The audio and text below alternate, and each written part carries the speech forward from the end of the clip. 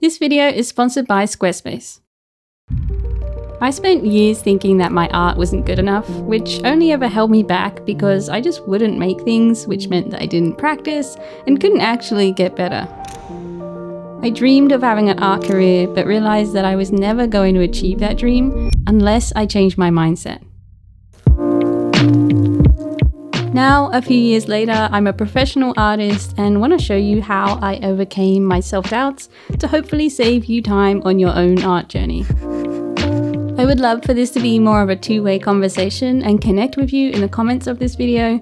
So if you feel comfortable sharing your experiences with self-doubt as an artist, then leave a comment below and I'll do my best to personally respond to as many of you as possible because you're the reason that I make these videos. I have an illustration to draw today to share with my patrons and it's a really cute one, so I'm going to draw that while we chat.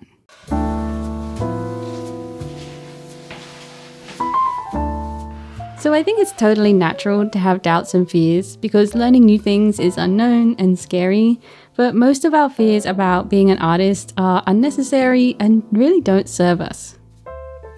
I used to avoid drawing things in nice sketchbooks because I was worried that it wouldn't turn out good enough, as if that would somehow ruin my sketchbook. I wouldn't use nice art supplies because I was waiting until my skills were good enough to justify using them. Those fears and doubts didn't protect me from anything, they just stopped me from being creative. Feeling like my art wasn't good enough wasn't always a conscious thing for me, it was usually more of a not yet feeling, like I wasn't ready yet, but I would be in some fantasy future. But when I started questioning why I didn't make art more often when really I wanted to be an artist, I realized it was because I doubted myself. And ironically, the only thing that would make my art good enough was practicing making art, which was exactly the thing I was stopping myself from doing. If you have any of these same feelings, ask yourself why your art doesn't feel good enough to you. Do you feel like you should be at a higher skill level than you are? Do you feel like your art isn't valuable to anyone and therefore isn't worth making? Figuring out what exactly is holding you back gives you the power to confront it and decide for yourself if the thing you're afraid of is actually worth holding yourself back for. What's the worst that can happen if that fear is right? What's the actual risk? When you can confront your doubts about yourself, you can challenge what the cause is and try to change your perspective. For example, if you have high expectations of yourself and the kind of art that you think you should be able to make, see if you can reassess your expectations. Maybe your art isn't exactly where you want it to be, but maybe it's good enough for where you are right now in your creative journey. Besides, you don't learn to make great art without making some bad art along the way, so embrace that as part of the process. And remember that you can improve your art skills whenever you want to. You don't have to wait for anything or anyone, you can just start learning. Enjoy being a student and let go of any expectation on yourself that you're supposed to already know what to do. The only way you will get better is by investing some time in yourself to draw or paint more. Most of the time, our art fears aren't grounded in anything actually worth worrying about. They're totally valid and not at all your fault, but they're usually just doubts that become self-limiting beliefs, and that impacts our confidence, and then we don't do what it is we would actually like to do because we tell ourselves that we can't. So let's talk a little bit about self-beliefs and confidence. I recently heard Stephen Bartlett talking about how he thinks that we don't choose what we believe in, including our self-beliefs, and that what we believe is actually formed of lots of pieces of evidence that we collect throughout our lives. And it got me thinking a lot about our self-confidence and self-belief as artists. If self-belief is evidence-based, then no wonder it's so hard to get started as an artist, because it usually takes a little while to be able to make the kind of art that you want to make, and until then, you don't have any evidence that you can do it. You kind of just have to trust the process, and that's hard to do. On top of that, you're probably posting on social media to try to grow an audience, but social media can really easily bring down your confidence because the evidence you're presented with is often that your post didn't perform as well as you wanted, it didn't get as many likes as your last one, or you don't have as many followers as other artists. Therefore, it's easy to tell yourself it means that your art mustn't be good enough. But we're looking at the wrong evidence. The evidence that social media gives us in all the likes and followers is skewed data because it's not a fair test. It doesn't show all of your posts to the same amount of people, so of course the amount of likes they get will be different. Sometimes it will start showing your posts to fewer and fewer people, so naturally the amount of likes and engagement will go down, but that's not true evidence for your art. If you were a scientist or an analyst looking at the data, you wouldn't consider each artwork that you post online to be an equal and fair test, so you wouldn't consider it good evidence for anything. But you're probably not a scientist, so when you post your art online and you get fewer likes or engagement than you thought you would, it's really easy to see that as evidence that your art wasn't good. And if that happens again and again, then naturally your confidence will go down. That's why it's so important to focus on the right evidence. The evidence that your art has progressed so much from where it was when you started. The evidence of positive comments from other people telling you what they liked about your art.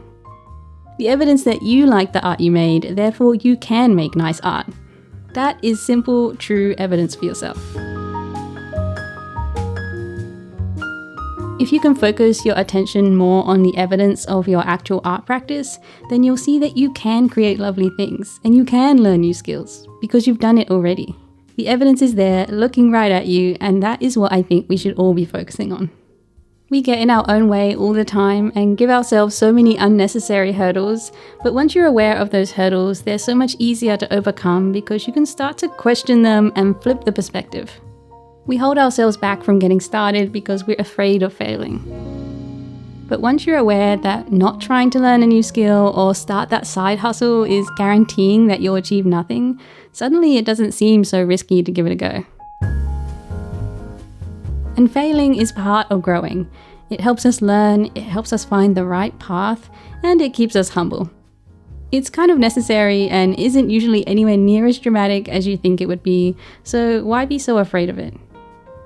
We're afraid of being too old or too late to start something, but once you flip that around and look at how much time you have in front of you, suddenly it seems like the perfect time to start. And when you think about it, just because somebody else started something when they were younger than you doesn't really mean anything at all for your path and your journey. We put so much emphasis on achieving things when we're young, but what about continuing to learn and achieve things as we get older? We're all running our own races. There's literally nobody else in your race that you're competing against. So you're guaranteed to win no matter when you cross the finish line. So take your time and start whenever suits you.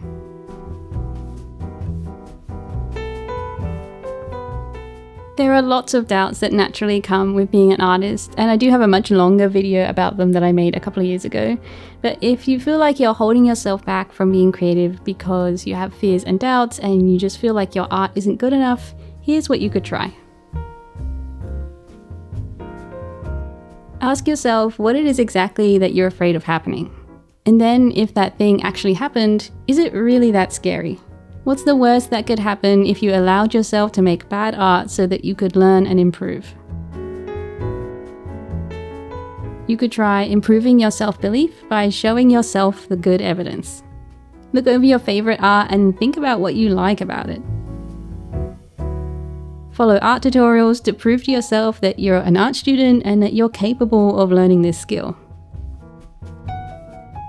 Keep focusing on the positive evidence that you can make art that you like, or at least are heading in that direction. And try to disconnect any social media metrics from your confidence, which I appreciate is easier said than done, but they're a terrible source of evidence for how good or likable your art is. Social media is not a fair test. Your brain is hardwired to keep you in your comfort zone, so it's totally normal to have doubts, but growth doesn't happen in your comfort zone. So if you want to learn a new skill or start an art business, you have to move beyond those doubts. You don't have to become fearless. Those doubts might still linger and show up every once in a while, but if you can learn to understand them and control them, then you can move forward with those big dreams that you have. If anything in this video feels familiar to you, then if you feel comfortable, share your experience in the comments below, where I'll be hanging out waiting to respond. And if you'd like more help and community on your art journey, then consider joining me on Patreon, where I host an illustration club every month that you can use for inspiration and accountability. I also have lots of video art tutorials on art basics like color palettes and composition, and step-by-step guides to teach you how to draw things like animals and flowers. You can browse all of the Patreon benefits on my website, which I created using Squarespace, who are the sponsor of this video, and I cannot recommend them enough because I think they're really great for making a beautiful website. I've been using Squarespace for years now because it does everything I need as an artist. You can showcase your work there, host a blog to generate traffic and boost SEO, and you can even create a shop for your art directly on Squarespace or sell your services as an artist if you want to start selling commissions. They have lots of nice website templates to get you started, including ones for showcasing your art in an online portfolio.